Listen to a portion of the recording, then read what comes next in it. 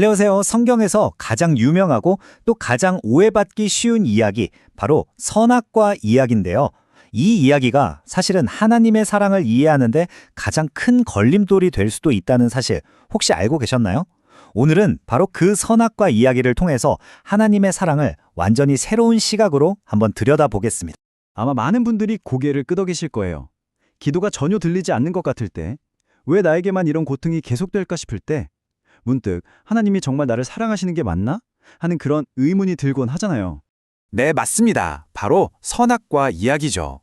이 이야기가 어떻게 많은 사람들에게 하나님은 사랑이 아니라고 느끼게 만드는 가장 큰 오해의 시작이 되었는지 그 실타래를 지금부터 하나씩 풀어가 보겠습니다.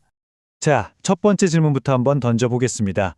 과일 하나를 먹은 대가, 과연 그 대가는 무엇이었고, 이 가혹해 보이는 형벌의 진짜 의미는 뭐였을까요? 이게 바로 핵심이죠. 아니, 솔직히 너무 억울하지 않나요? 아담 한 사람이 잘못했는데 왜 인류 전체가 고통받아야 하죠? 과일 하나에 비해 그 대가가 너무 비싼 거 아닌가요? 이야기는 아주 명확한 선택의 갈림길에서 시작돼요. 하나님의 분명한 경고, 그리고 뱀의 아주 달콤한 유혹. 근데 여기서 정말 흥미로운 점은 뱀의 말이 완전히 틀리지는 않았다는 거예요.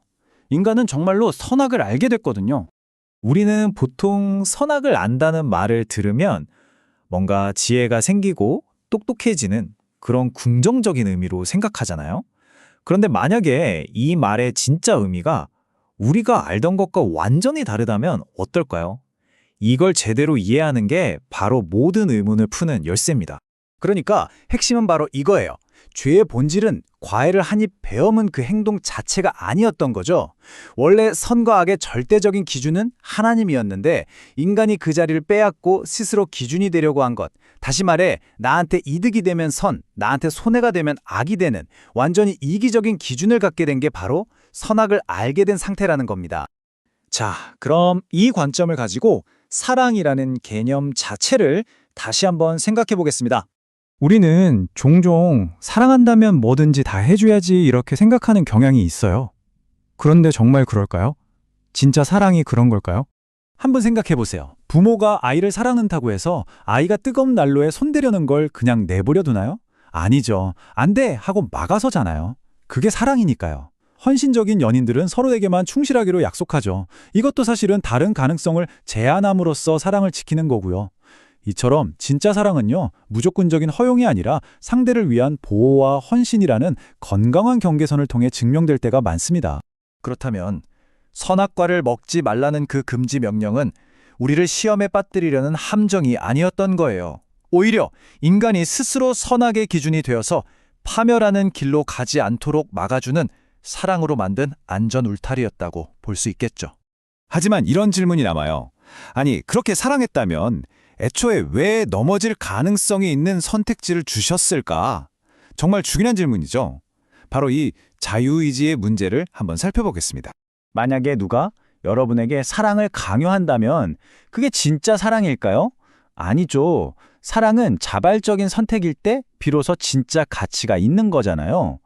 하나님은 프로그래밍된 로봇의 복종이 아니라 바로 그런 진실한 관계를 원하셨던 겁니다. 생각해보세요. 하나님은 이미 에덴 동산에 먹을 걸 풍족하게 만들어주셨어요.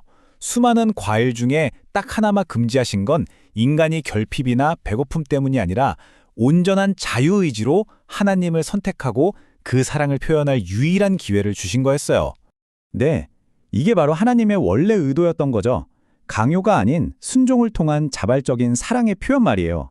자, 이제 이야기의 절정으로 가보겠습니다. 인간은 그 자유의지로 어떤 선택을 했고 하나님은 그 선택에 대해 궁극적으로 어떻게 응답하셨을까요? 그리고 인류의 선택은 안타깝게도 하나님을 거절하는 것이었습니다.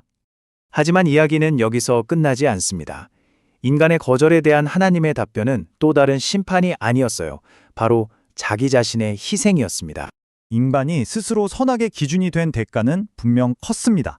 하지만 이 이야기의 가장 놀라운 반전은 그 궁극적인 대가를 치르신 분이 바로 하나님 자신이었다는 점이에요. 인간의 거절이 만든 그 깊은 상처를 스스로 감당하기로 선택하신 거죠.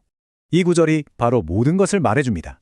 선악과 사건으로 시작된 모든 의문에 대한 하나님의 최종 답변, 그게 바로 십자가입니다. 인간이 최악의 거절을 했을 바로 그 순간에 하나님은 최고의 사람으로 응답하셨다는 확실한 증거죠.